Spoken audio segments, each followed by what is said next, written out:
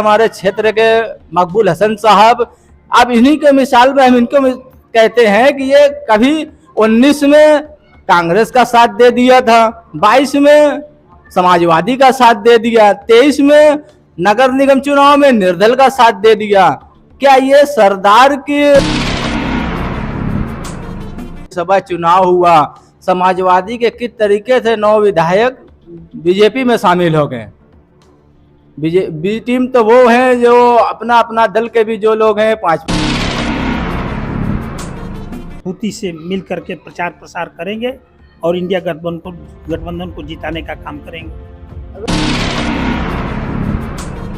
जो भी हमारे कैंडिडेट आएगा उसको हम लोग दिलवाएंगे। पूरी मेहनत और जियो जान धन मन तन से हम लोग यहाँ पर हर बूथ पर मेहनत करके और जो भी हमारे पार्टी का यही वो कारवां है जो हवा का रुख बदल देगा।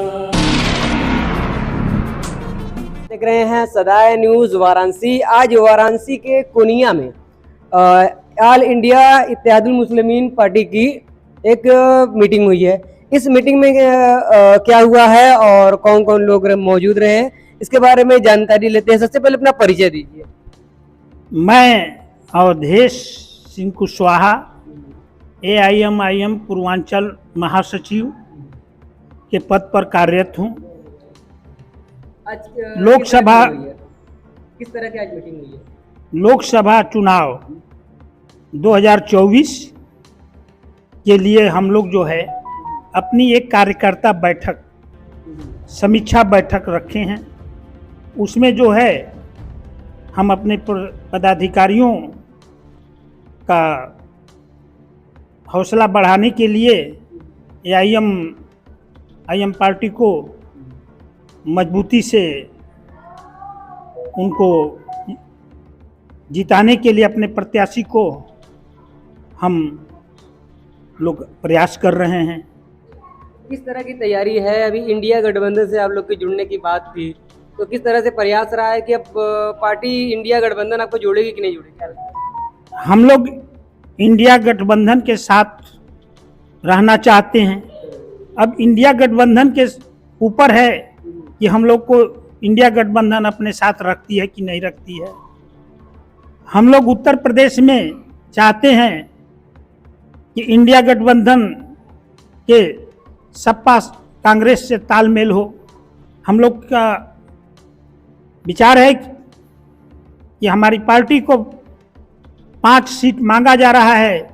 अगर 5 सीट AIM पार्टी को मिल जाती है तो हम लोग जो है हमारे माननीय बैरिस्टर असदुद्दीन ओवैसी साहब इंडिया गठबंधन के साथ जो है मजबूती से मिल करके प्रचार प्रसार करेंगे और इंडिया गठबंधन को जिताने का काम करेंगे।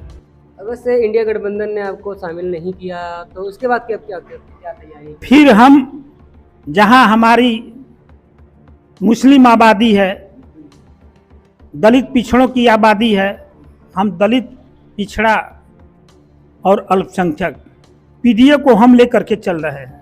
हमारी पार्टी का सिद्धांत ही PDA से बना है, AIM पार्टी का। तो हम PDA को लेकर के PDA की विचारधारा को लोगों को बताएंगे और जहाँ जहाँ हमारी PDA की अच्छी उपस्थिति होगी हम 25-30 सीटों पर लड़ाएंगे। ये हमारे उच्च पदाधिकारियों का, प्रदेश पदाधिकारियों का ऐसा विचार है। मैं इस विचार के अनुसार जो है अपनी विचार व्यक्त करता हूँ। अच्छा, ये बताइए किस तरह से आप देखें, एक तरफ आपको कहा गया था कि ये सिर्फ मुस्लिमों की पार्टी है, और क्या कहना चाहेंगे कि ये ऑल इंडिया मजलिस इत्तेहादुल मुस्लिमीन केवल मुसलमानों की पार्टी नहीं है। अगर मुसलमान की पार्टी होती तो मैं अवधेश सिंह कुशवाहा पूर्वांचल महासचिव उत्तर प्रदेश, मैं 4 साल से इस पार्टी से जुड़ा हूँ। तन मन धन हर तरह से मजबूती के साथ जुड़ा हूँ। मैं PDA की विचारधारा से जुड़ा हूँ। तो तो मैं कैसे कह सकता हूं कि मैं मुस्लिम पार्टी है, मैं इससे नहीं जुड़ूंगा। विचारधारा हमारी है, मेल खाती है, मैं AIM पार्टी से के साथ हूँ। एक आप लोग की एक पार्टी में एक चीज़ बड़ी आवाम तक मैसेज है कि आप लोग की जो ऑल इंडिया मजलिस इत्तेहादुल मुस्लिमीन पार्टी है, कर्नाटका में 4-5 सीट से आ जाती है, और लेकिन जब यूपी की बात आती है या लोकसभा जब चुनाव होता है तो इसमें आप बढ़ चढ़ कर कहीं 100 सीट से आते हैं, तो आप कर्नाटका में मजबूत क्यों नहीं है? हम हर जगह मजबूत होने की कोशिश करते हैं, लेकिन हम उसी जगह बात करेंगे जहां पर कि हमारी आबादी पार्टी की हो और पार्टी की विचारधारा को लोग समझते हों, और पार्टी के संख्या बल जहां पर अधिक है हम भी वही जाएंगे। अब हमारे प्रधानमंत्री जी वाराणसी से आकर के लड़ते हैं, तो उनको तो कोई नहीं कहता कि वाराणसी से आकर के, अरे गुजरात से आकर के वाराणसी में क्यों लड़ते हैं। और जब हम उत्तर प्रदेश में आते हैं, अपने प्रत्याशी खड़ा करते हैं और लड़ते हैं कहीं से, तो कहते हैं कि वहाँ से क्यों आकर के यहाँ लड़ते हैं। तो हर आदमी जो है, जहाँ उसको विचारधारा मिलेगी, जहाँ जनमत मिलेगा, वहाँ ये हमारे भारत में हमको मौलिक अधिकार दिया गया है कि हम वहाँ से जाकर के हम खड़े होकर के चुनाव लड़ सकते हैं। ठीक है, बहुत अच्छा लगा बात करके। हमारे साथ कुछ और साथी आप कुछ बताना चाहेंगे? सबसे पहले अपना परिचय दीजिए। मेरा नाम है एजाज अंसारी, दक्षिणी विधानसभा अध्यक्ष। किस तरह से आप देखते हैं, बार बार आप लोगों को बीजेपी का बी टीम कहा जाता है, आपको आपकी पार्टी को वोट कठुआ भी कहा जाता है, तमाम चीज़ें की जाती है। सेकुलर के नाम पर जहां बात आती है तो तमाम पार्टियां वोट लेने आ जाती है। आपका जो पिछले दौर में विधानसभा चुनाव में आप लोगों ने EVM का मामला देखा, तो उसके बाद तमाम चीज़ों को देख रहे हैं, ये बीजेपी की जो बी पार्टी कहते हैं, इसको क्या जवाब देना चाहेंगे आप? देखिए, बी टीम तो वो है जो अभी आपने देखा कि जो अभी राज्यसभा चुनाव हुआ, समाजवादी के किस तरीके से 9 विधायक बीजेपी में शामिल हो गए। बी टीम तो वो है जो अपना अपना दल के भी जो लोग हैं 5-5 विधायक इधर उधर भाग जाते हैं। कांग्रेस के अभी देखिए झारखंड के लोकसभा सांसद महिला वो बीजेपी में शामिल हो गई, तो बी टीम तो वो लोग कहलाते हैं। तो ऐसे में जिस तरह से समाजवादी के बराबर रहा है कि समाजवादी जो है आपके क्षेत्र में 85% लोगों ने वोट दिया, ठीक है, तो उसके बाद अब इस समय आप लोग क्या तैयारी है, क्या लगता है कि आपको एक बार फिर लोग प्यार दिए थे इससे पहले? देखिए, जो लोकसभा 22 का बीत गया, उसमें हमारी भी पार्टी चुनाव लड़ी थी। हमारे पार्टी के उम्मीदवार परवेश कादिर साहब थे। हम लोगों ने उस समय बहुत मेहनत की, लेकिन लोगों के, हमारे रहनुमा के कुछ सरबराह लोग हैं, जो सरदार है हमारे क्षेत्र के मकबूल हसन साहब, अब इन्हीं के मिसाल में हम इनको कहते हैं कि ये कभी 19 में कांग्रेस का साथ दे दिया था, 22 में समाजवादी का साथ दे दिया, 23 में नगर निगम चुनाव में निर्दल का साथ दे दिया। क्या ये सरदार के यही काम है कि वो किसी पार्टी को लड़ाए और जिता दे? तो ऐसे में इस तरह की किस तरह से आप देखते हैं, आपके ऊपर EVM को लेकर हमला हुआ मुसलमानों पर, सेकुलर के नाम पर तमाम पार्टियां हैं, देख ही रहे हैं, तो इस सेकुलरिज्म का असली हकदार कौन है? सेकुलरिज्म का असली हकदार वही है जो उनके लिए बोलता है। हमारे बैरिस्टर असदुद्दीन ओवैसी साहब सेकुलरिज्म का असली हकदार और वफादार नेता है, हैदराबाद के सांसद हैं, जो पार्लियामेंट में मुसलमानों की आवाज को बुलंद करते हैं और मजबूती के साथ उसको रखते हैं और लड़ते हैं, जद्दोजहद करते हैं।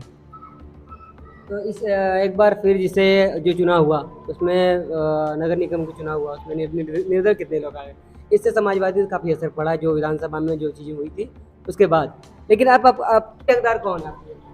सेकुलरिज्म का असली हकदार वही है जो उनके लिए बोलता है। हमारे बैरिस्टर असदुद्दीन ओवैसी साहब सेकुलरिज्म का असली हकदार और वफादार नेता है, हैदराबाद के सांसद हैं, जो पार्लियामेंट में मुसलमानों की आवाज को बुलंद करते हैं और मजबूती के साथ उसको रखते हैं और लड़ते हैं, जद्दोजहद करते हैं। तो इस एक बार फिर जिसे जो चुनाव हुआ उसमें नगर निगम का चुनाव हुआ उसमें निर्दल कितने लोग आए, इससे समाजवादी को काफ़ी असर पड़ा जो विधानसभा में जो चीज़ें हुई थी उसके बाद। लेकिन आप क्या किस तरह की तैयारी कर रहे हैं ये बताइए। इस समय हमारी तैयारी बहुत मजबूती से है। हम लोग के पार्टी से 4 आवेदन भी बनारस से जा चुका है। अब इस पे आला कमान फैसला करेगा कि हमको किसको टिकट देके वाराणसी से लड़ाना है प्रधानमंत्री के खिलाफ। अभी टिकट तो फाइनल है? नहीं, अभी कोई टिकट का कहीं नहीं हमारे पार्टी का फाइनल हुआ है पूरे प्रदेश में। अभी होगा, अब डेट पड़ेगी, उसके बाद डिटेल आएगा जहाँ जहाँ से लड़ाना है। अब उसके लिए तो लोकसभा वाराणसी में हम लोग खुद मेहनत कर रहे हैं, पार्टी को मजबूत कर रहे हैं और लड़ाएंगे इंशाल्लाह। इस बार रुझान बदला है 22 के चुनाव को देखते हुए कि मुसलमानों ने 75 से 85 हज़ार वोट किशन दीक्षित को दिया। उन्होंने ईवीएम का खेला करके सैकड़ों हजारों मुसलमान रोड पे आ गए और वो अपने घर एसी में बैठे रहे हैं।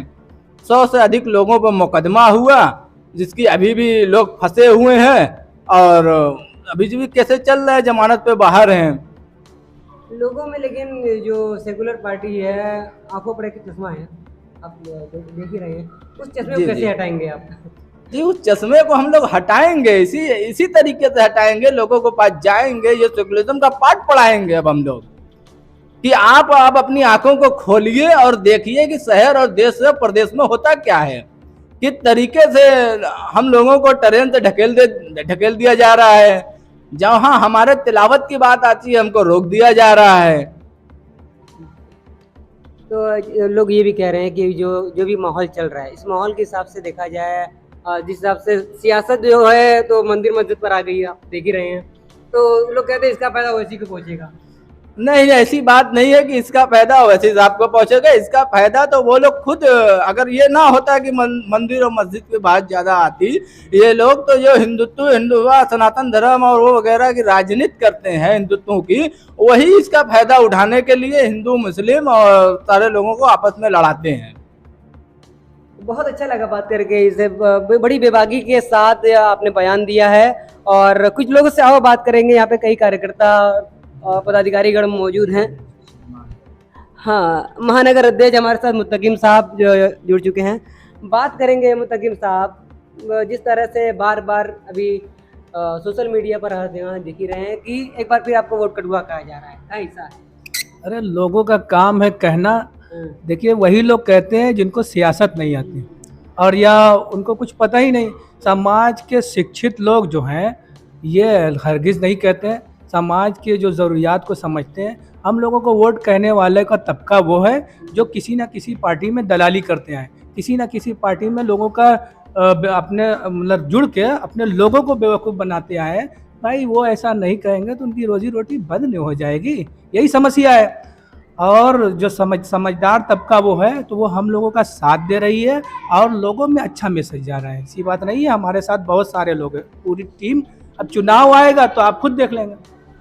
जिसे हर बार आपको आपके समाज के लोगों को डरवाया जाता है, इसको वोट मत दो नहीं तो बीजेपी आ जाएगी, इसको वोट दो बीजेपी नहीं तो बीजेपी आ जाएगी। इस बार वो जो डर पैदा होता है बराबर हर साल, इसका बड़ी सियासत होती है, इसको आप किस तरह से आप डाइवर्ट करेंगे?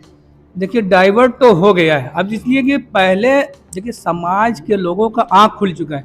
जब मामलात हो रहा है, आपने देखा कि जब अभी कुछ दिन पहले अखिलेश से आप जैसे मीडिया कर्मियों ने बातें रखी कि अरे वो बुर्का बैन हो रहा है तो आप इस पे क्या कहना चाहेंगे, तो उन्होंने क्या कहा, अरे क्या कह रहे हैं, सुनाई नहीं दिया, क्या कह रहे हैं, अरे इस बात पे बात खत्म के बोलिए। तो ये सब मसला है। अब लोग आवाम में मैसेज जा रहा है, लोगों को आँख खुल रही है कि ये लोग हमें बेवकूफ़ बनाने के लिए सिर्फ है और हम लोगों का वोट लेते हैं, हमारे लिए खड़ा नहीं होने वाले हैं। तो ये मैसेज जा रहा है लोगों में और लोग जागरूक हो रहे हैं और तमाम लोगों का साथ छोड़ के वो हमारी तरफ एकदम मुकम्मल तौर से आ रहे हैं। अच्छा, जिस तरह से ईवीएम का आप देख रहे हैं, ईवीएम पर थोड़ा सा बात कर लेते हैं कि जिस तरह से बैलेट पेपर पर किस तरह से आप लोग की पार्टी का कुछ समर्थन सहयोग रहा है? जी देखिए, जब विदेशों में जहाँ से ईवीएम आया है वहाँ पे बैलेट पेपर से चुनाव होता है, तो हमारे यहाँ क्यों नहीं? जब हाई कोर्ट सुप्रीम कोर्ट के अंदर वह कई जगह हमने सुना है कि ईवीएम कैसे हैक होता है, लोगों ने हैक करके दिखा दिया तो फिर भाई वो तो उस पर भरोसा रखना गैर जिम्मेदारी होगी। ईवीएम को तो हमारे देश से हटा ही देना चाहिए। और अगर से सत्ता पक्ष पार्टी को लगता है कि ईवीएम में कोई गड़बड़ी नहीं तो बैलेट पेपर से चुनाव कराए ना, उनको किस बात का डर है भाई? डर उसी को होता है जिनके अंदर खोट हो। अगर उनके अंदर किसी तरह का खोट नहीं है, ईवीएम में कोई घोटाला नहीं है, तो आप बैलेट पेपर से भी चुनाव कराएं। हमारी पार्टी बैलेट पेपर से चुनाव कराने के लिए प्रतिबद्ध है और चाहती है कि बैलेट पेपर से चुनाव हो। लेकिन एक बात और है, देखिए जब जब कहते हैं आपकी सीट कहीं से निकलती है, जैसे कांग्रेस की निकली, सपा की निकली, तो वहाँ पर ईवीएम सेट नहीं रहता है, लेकिन जहाँ बीजेपी की निकल जाती है एक आरोप लग जाता है चपचना। ऐसा क्यों? ऐसा कुछ नहीं है। कहीं ना कहीं देखिए अभी ईवीएम का मामला चल रही है, तो आप जिस विधानसभा क्षेत्र में है, अभी 2023 में जब चुनाव हुआ था तो यहाँ पे ईवीएम का मैटर आया था, लेकिन निकला क्यों? कौन? चुनाव हो रहा था, गिनती हो रही थी, लोगों में एकदम मुकम्मल रुझान चल रहा था कि किशन दीक्षित यहाँ से जीतेंगे, और ईवीएम का कहीं पकड़ी गई, लफड़ा हुआ, लोग गए वहाँ पे, ईवीएम का मैटर छिड़ा, लोग प्रदर्शन किए, पकड़ाए, आज तक लोगों के ऊपर जमानत हुआ। तो भाई जहाँ लोगों को शक होता है, खास तौर से वही ऐसा क्यों होता है?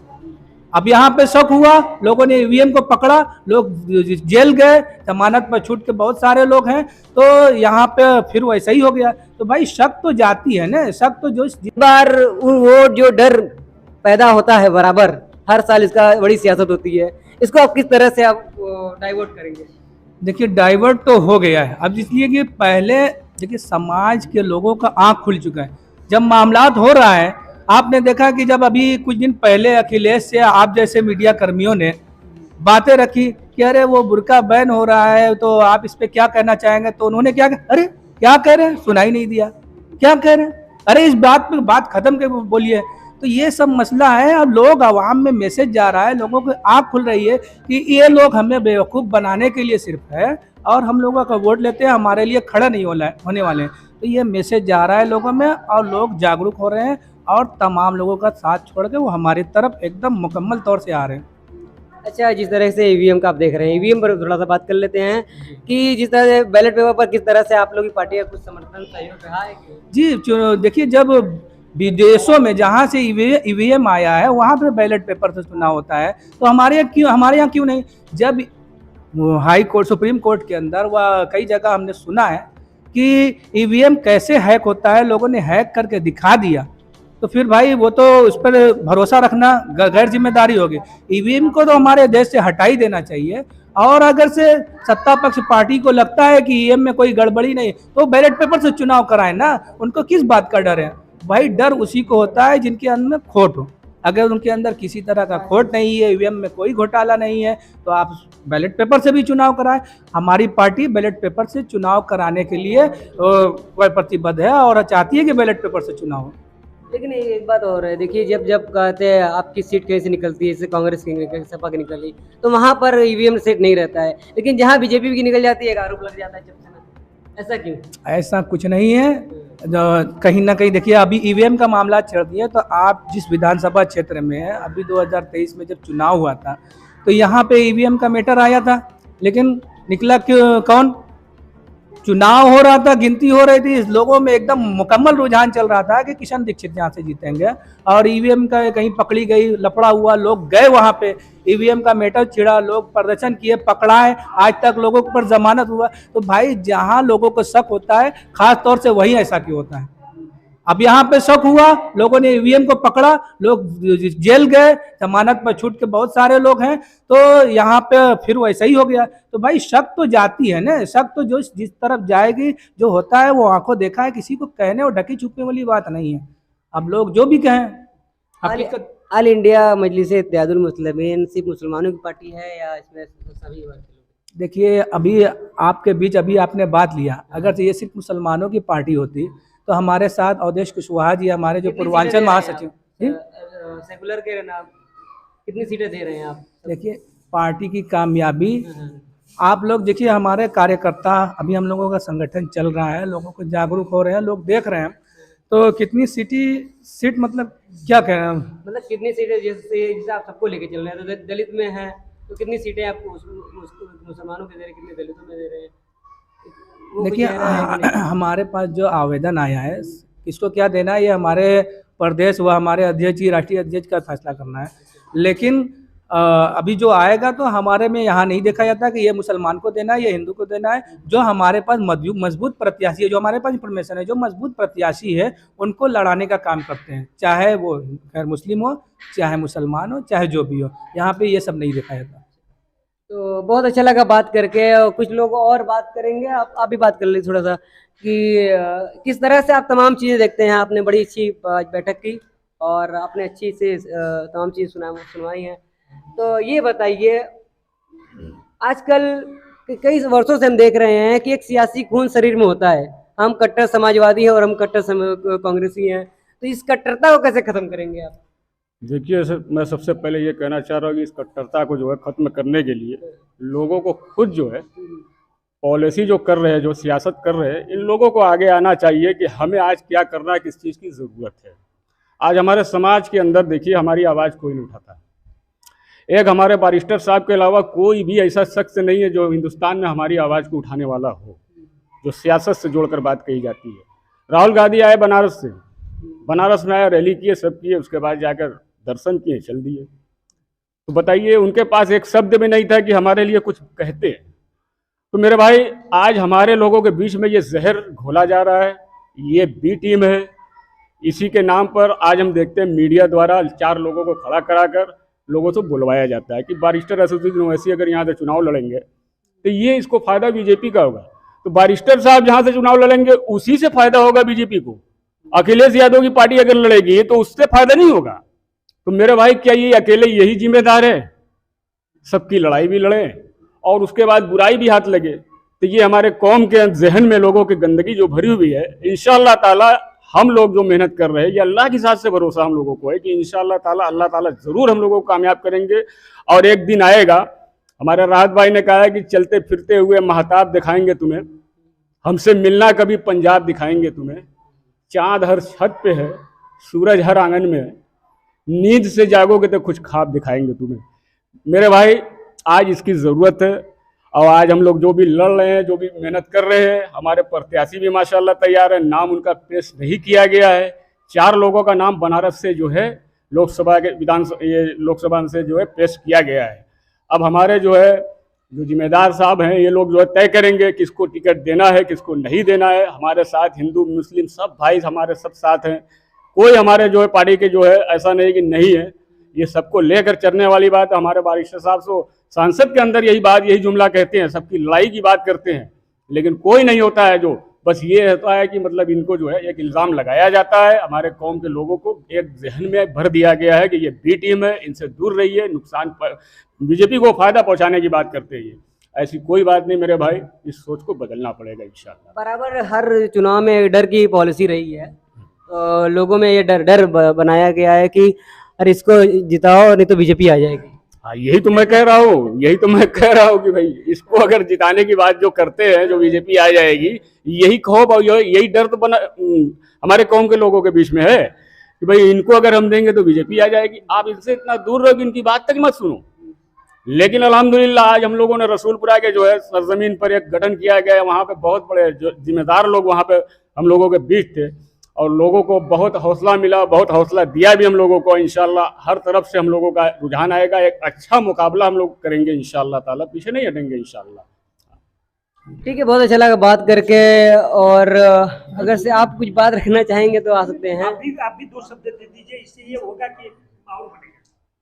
उनका भी ले लीजिए, इनका भी ले लीजिए, 2-4 लोगों का। कहने का मकसद ये है कि आप बजटिया से हैं, ठीक है, किस तरह से देखते हैं आप? तो बजटिया की बदहाली को देख रहे हैं, किस तरह से आपका प्रयास रहा है और संगठन कितना मजबूत हुआ है?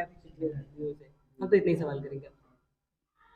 कौने स्कूल में आप पढ़ ले हुआ? बताइए। बदहाली खाली बजटिया में हो? बजटिया में सबसे ज्यादा है। काहे? अरे पूरे बनारस, पूरे हिंदुस्तान में बदहाली है। महंगाई से केवल बजटिया के लोग परेशान है। आप जैतपुरा के रहते हैं, हमारे यहाँ 150 रुपया किलो दाल है तो आपको 75 रुपया में मिल रहा है। हाँ, जान हो तो यार। अस्सलाम वालेकुम। जैसा कि आप सभी जानते हैं कि आज पूर्णिया में मीटिंग हुई और मीटिंग के बाद कुछ नई जिम्मेदारी आप लोगों को दी गई है। सबसे पहले आप अपना परिचय बताइए। अस्सलाम वालेकुम वरहमतुल्लाहि वबरकातुहू।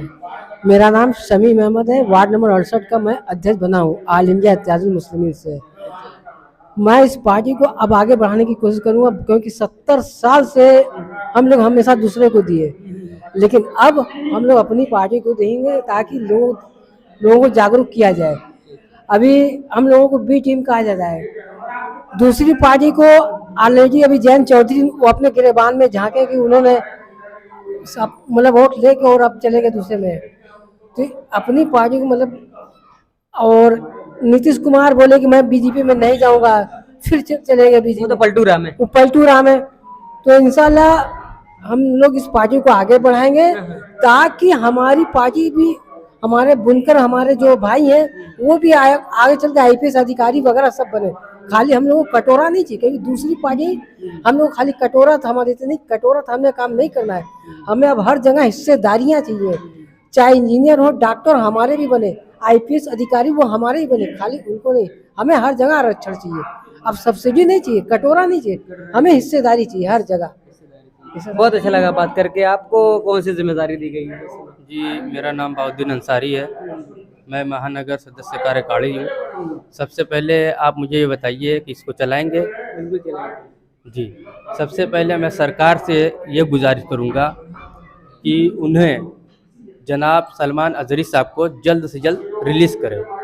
मैं मजलिस इत्तेहादुल मुस्लिमीन, मेरी पार्टी बराबर आवाज़ उठा रही है और मैं इसलिए आवाज़ उठा रहा हूँ, शहर दक्षिणी बनारस का मैं आपके माध्यम से पूरी हिंदुस्तान की जनता को ये बताना चाहता हूँ कि जनाब सलमान अजहरी साहब को रिलीज़ करने के लिए ये हमारे कोनिया से भी आवाज़ उठी है, ताकि पूरे हिंदुस्तान को ये पता चले कि सलमान अजहरी साहब मुसलमानों के लिए कितने बड़े अहम हैं।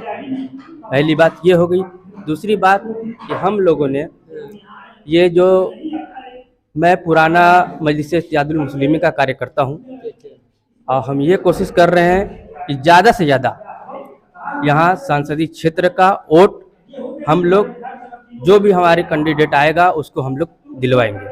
पूरी मेहनत और जियो जान, धन मन तन से हम लोग यहाँ पर हर बूथ पर मेहनत करके, और जो भी हमारे पार्टी का लोग खड़े होंगे उनको हम लोग वोट ज़्यादा से ज़्यादा दिलवाएंगे, और अपनी यहाँ पर जो भी हमारी समस्याएं हैं बुनकर बिरादरान की, उसको भी लेकर आगे चलेंगे और समाज को ये जागरूक करेंगे कि आप जो हमारे बैरिस्टर असदुद्दीन वैसी साहब कहते हैं कि अपना हक छीनिए। छीनने का तरीका क्या है? ये नहीं किसी से आप लड़ाई झगड़ा करिए, मार पीट किया करके छीनिए। छीनने का मतलब ये है कि आपको जो संविधान ने हक दिया है उस तरीके से आप आगे आइए, अपना हक लीजिए।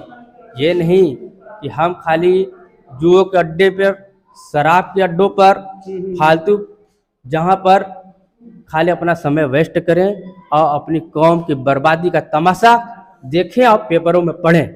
इसके लिए हमें नहीं ज़िंदगी मिली है। ज़िंदगी मिली है कि आप अपने कौम की सुरक्षा करिए, और सुरक्षा आपको संवैधानिक तरीके से दायरे में रहते हुए आपको करनी है। बस मैं इतना ही कहना चाहूँगा, और आपका बहुत बहुत धन्यवाद जो हमारे बीच आप आए। ठीक है, मिलते हैं अगली वीडियो में, और हमारे चैनल को लाइक करें, सब्सक्राइब करें, दोस्तों में शेयर करें और कमेंट करके बताएं कि आपको ये न्यूज़ कैसी लगी। रुख बदल देगा अभी नन्हा सा पौधा है, बड़ा होगा तो फल देगा। अभी नन्हा सा पौधा है, बड़ा होगा तो फल देगा। इन्हें वोट देकर वोटरों सत्ते में ले आओ, यही तो वो सजन है जो कि हर मौसम में फल देगा। यही तो वो कि हर मौसम निकाय के ऐसा लीडर है। ये शेर हमारे बारिस्टर साहब के लिए, और इस शेर पर आप लोग से गुजारिश है कि जोरदार तालियों से स्वागत करें हमारे बारिस्टर साहब के लिए। ये AIM के तंजीम काय के ऐसा लीडर है। ये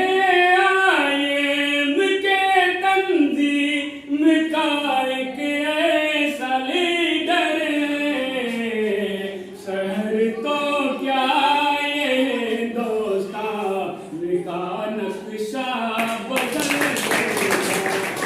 देगा, क्या ये हिंदुस्तान का नक्शा, अदबो तहज़ीबो सलाहियती को पहचाने, हम अपने अदबो तहज़ीबो सलाहियत को पहचाने, खुदा ने चाहा तो एक दिन हर की मसले का हल देगा।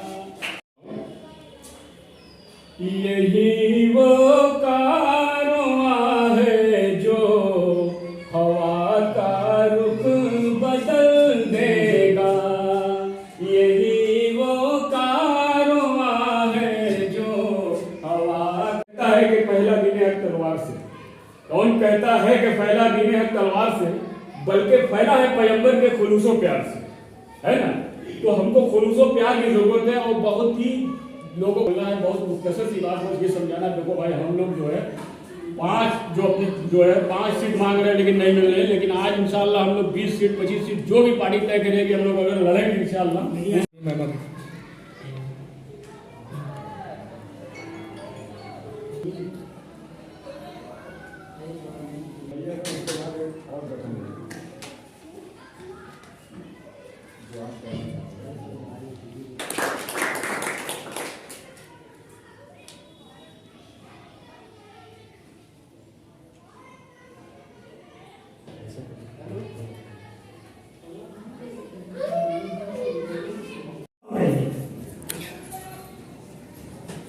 दूसरी चीज,